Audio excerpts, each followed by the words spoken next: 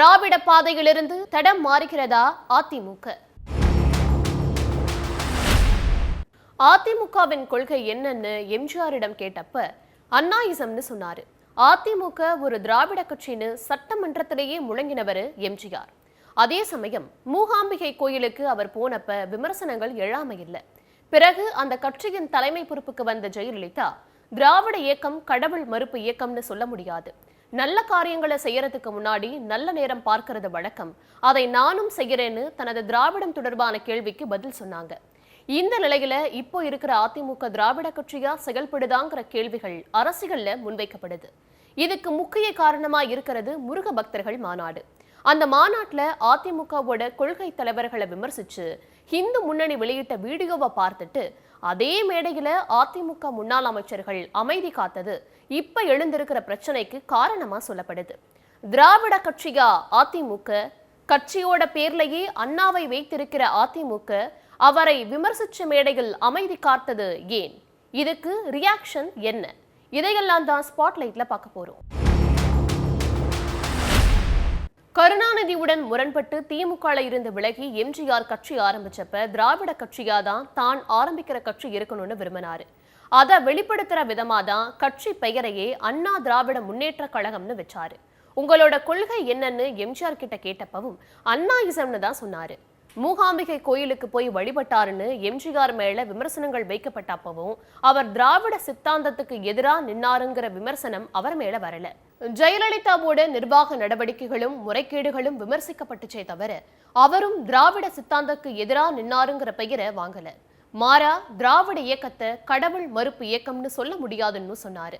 ராமர் கோவில் கட்ட கர சேவகர்கள் அனுப்புவேன்னு ஜெயலலிதா சொன்னாலும் இனி பாஜகவோட ஒருபோதும் கூட்டணி இல்லைங்கிறத தான் இருக்கிறவரை கடைபிடிச்சாரு.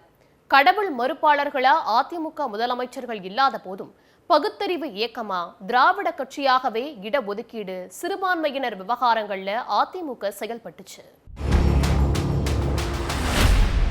எம்ஜிஆர் ஜெயலலிதா காலத்துல சில நிகழ்வுகள் இருந்தாலும் அதிமுகவரை திராவிட கட்சிங்கிற அடையாளத்திலேயே அரசியல் அரங்களை பார்க்கப்பட்டுச்சு.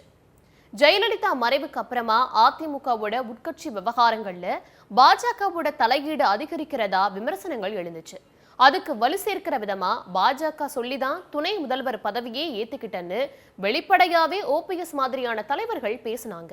கடவுள் நம்பிக்கையோட இருக்கிற திராவிட கட்சிகளை சேர்ந்தவங்க விமர்சனத்துக்கு உள்ளானதே இல்லை.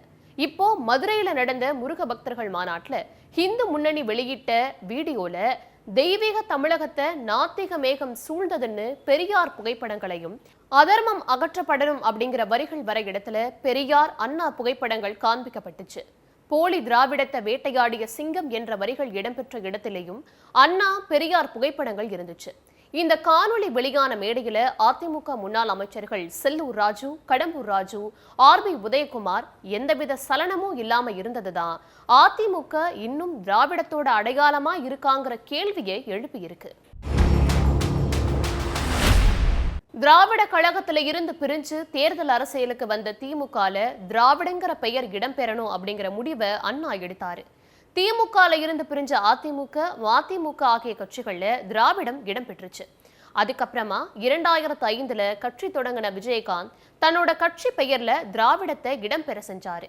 அதுக்கப்புறமா அதிமுகல இருந்து பிரிஞ்ச அமமுக, புதுசா கட்சி ஆரம்பிச்ச கமல், விஜய் ஆகியோர் திராவிடம் பேசினாலும் கட்சி பெயர்ல திராவிடத்தை தவிர்த்தாங்க.